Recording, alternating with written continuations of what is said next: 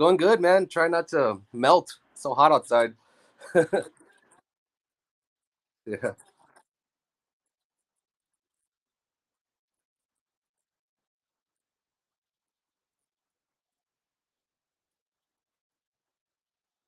Uh, yeah, fuck that, dude. And I'm over here wearing a beanie like an idiot.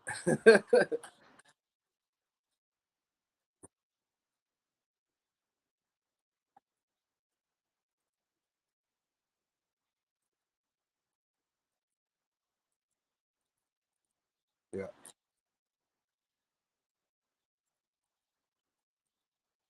Yeah, that was crazy.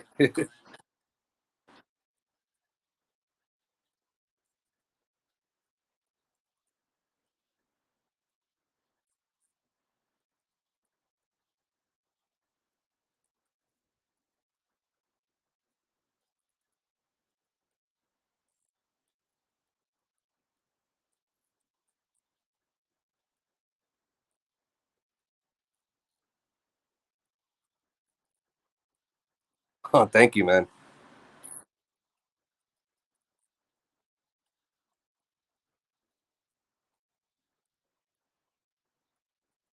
Yeah.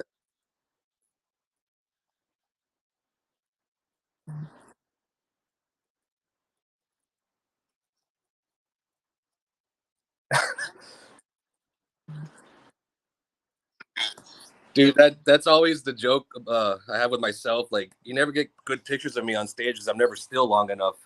I feel like that's me doing my job. If you want to see a live show, I'm gonna try to give you one.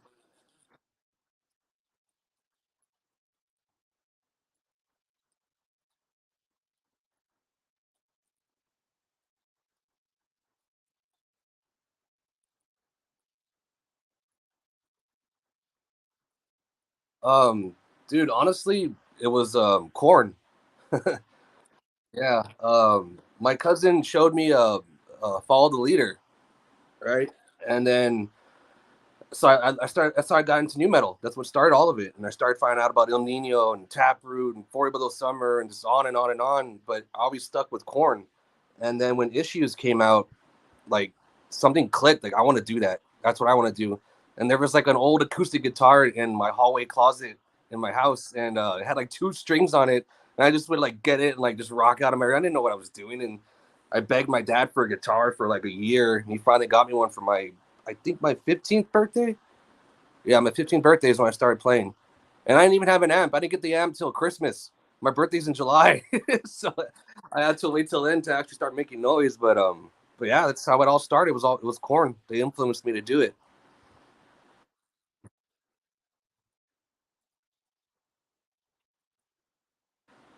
Oh, uh, my mom took me to go see Cher and Cindy Lauper. Yeah, I think that was the very first one. If not that, it was Stepping Wolf.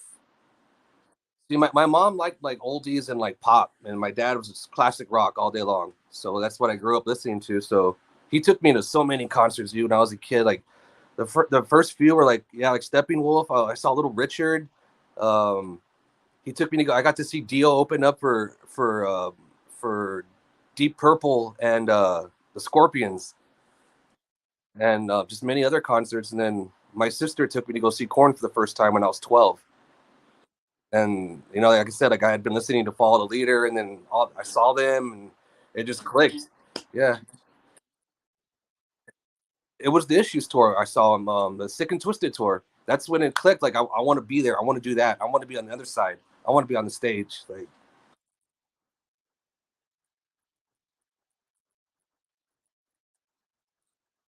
oh yeah.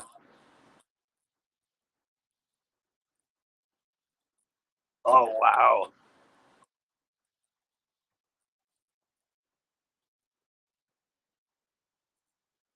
Yeah. Ah! Yeah.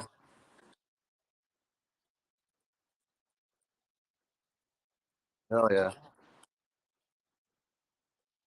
Yeah. The first time I saw Kiss is when we played with them. When Nino played I forgot what festival it was. but they headlined it, and that was the first time I saw them. I've never seen them my whole life. Yeah, it was last year.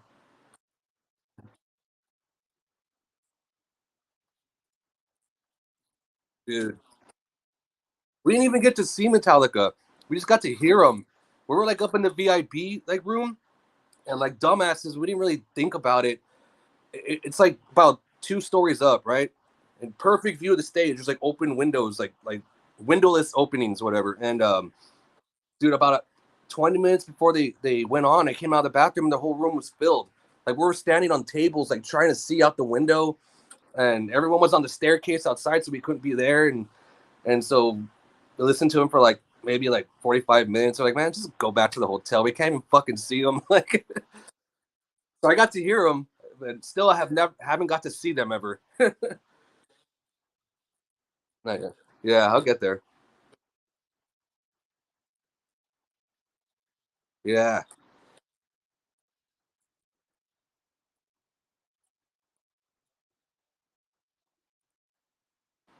Oh man, my first band was called Dead Silence, dude.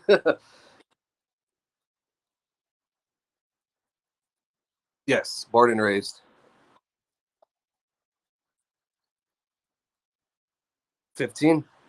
I played guitar for maybe like a few months, and I don't know, I just got good quickly, and I never had lessons. I would just look up. I learned how to read tablature, so that's how I learned how to play, like just copying songs. And but yeah, I jammed with them. They were like high school. Well, actually, no, I was in the 8th grade, and then my my freshman year, we switched out singers, and we changed to 11th Hour, and that's how I started to meet everyone in the music industry that ended up me being in bands with, or I still see them to this day. You know what I mean? Like, because that's when we started actually playing shows. Like Dead Silence played like 2 shows. We were kids and we sucked. Like it was just like, yeah. But 11th Hours, and I started like learning how to really like write a song, and the guys I was jamming with were getting better as well, and we started meeting people at the Rabbit. I was always at the Rabbit, dude. Like every weekend, passing out flyers or playing a show.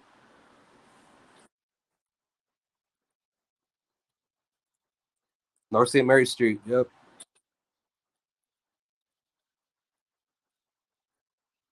Mhm.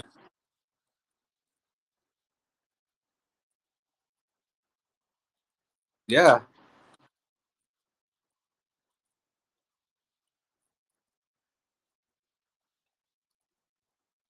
Pretty much every band I've toured with they always remember the White Rabbit. It's one of those venues like Chain Reaction in Anaheim, like or what's another one, like the way CBGB's was, like it's just like a nostalgic like venue. Yeah, yeah, yeah. I always tell people, yeah, it's a shithole, but it's our shithole.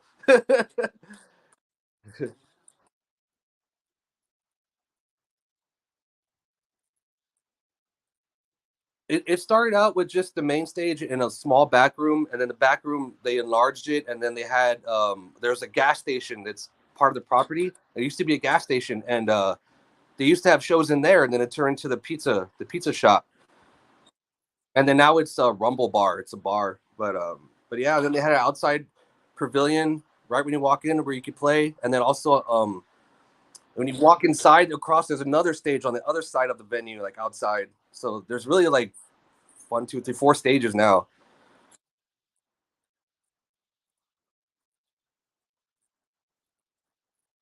Yeah. Okay, there was 3. Yeah. Yeah. Yeah.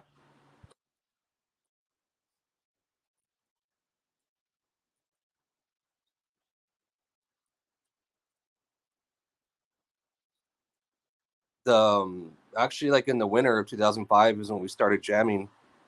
That band went through a lot of versions before we even had a name. Like it was just where everyone we all fell in love with metalcore and grindcore. We're all new metal kids, and we wanted to play this new music we were hearing. And so we started finding different people to jam with, but people would be like, "Oh, I got to work, I can't come," or "I'm not feeling this," or whatever. So it just took forever. We're all in other bands, and basically what the singer and I would do is just find the best musicians in town and just like, hey, fuck your band, join ours. You know what I mean? It sounds fucked up, but I mean, it's hard to find someone in the city that's talented and is willing to do it, like, and actually be dedicated to it. You know, there's so much talent in this city, but it goes to waste because, you know, whether they have to or they choose to, the normal life. You know what I mean? Like, which I totally get. You know, I still have a normal life when I'm home. All of us do. You know what I mean? Like, but yeah, it took a while. Yeah, I think 2010 or 11, something like that. I know we signed the deal in 2010, and the album didn't come out till like a year later.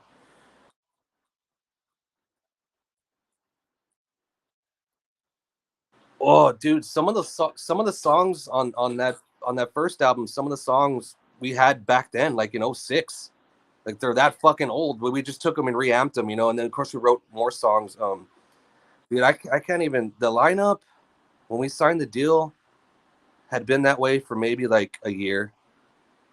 We had just recently got a new drummer. Rewind from that about a couple of years, we got a different guitar player. Um, and that was pretty much it to the first album. There was only two member changes up to the first album. No, we always had two. Mhm. Yeah, which I totally get. I would have done that. Like one less person to deal with, one less person you have to pay. You know.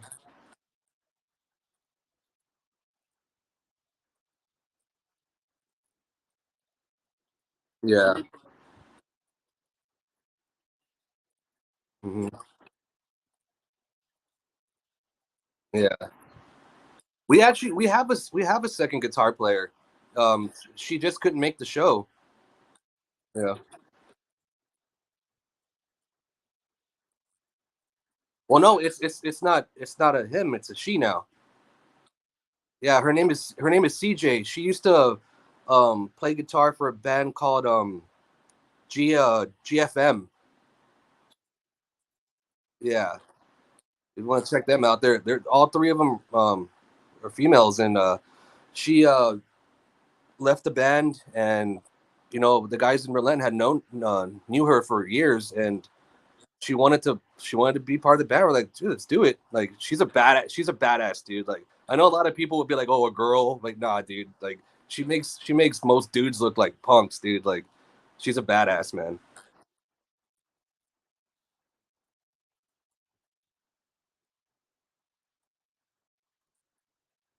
She couldn't get out of work because we had played a festival in Louisville the weekend prior, and her work wouldn't let her take a second weekend off, so she couldn't come. So I had to go solo.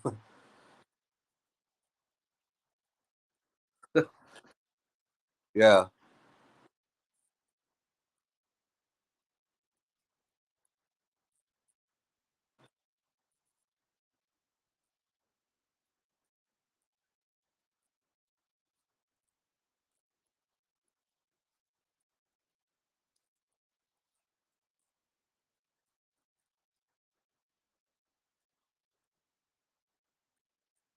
we always uh, we saw results and we had the confidence to do it. You know, and the results were crazy at these shows, at these tours. Were just opening up. No one knew who we were.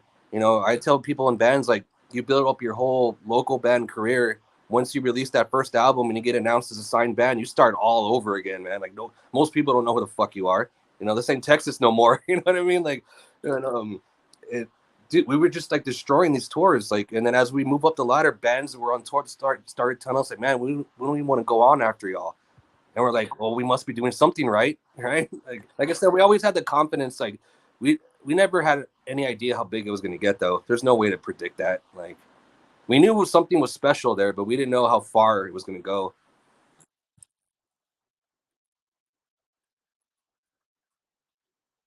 No, off of our second album, 2012, we did Mayhem. That was off our second album, Red, White, Green, and then the next summer, 2013, we did Warp Tour. The following summer, we did Mayhem again, and that's when I met Dave. Yeah. Yeah. It sucked though because every day they went on about 10 minutes before we would start, or we went on 10 minutes before they would start. So we never got to watch them ever the whole tour. It sucked.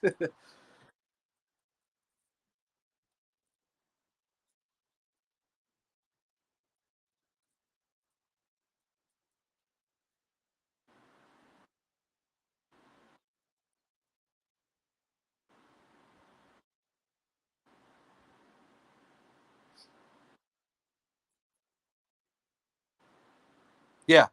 Sorry.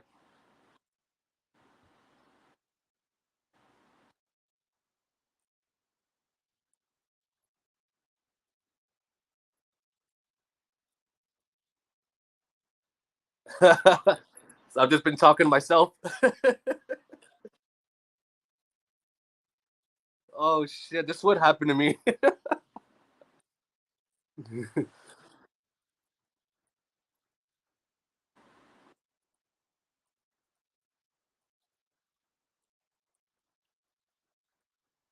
Okay.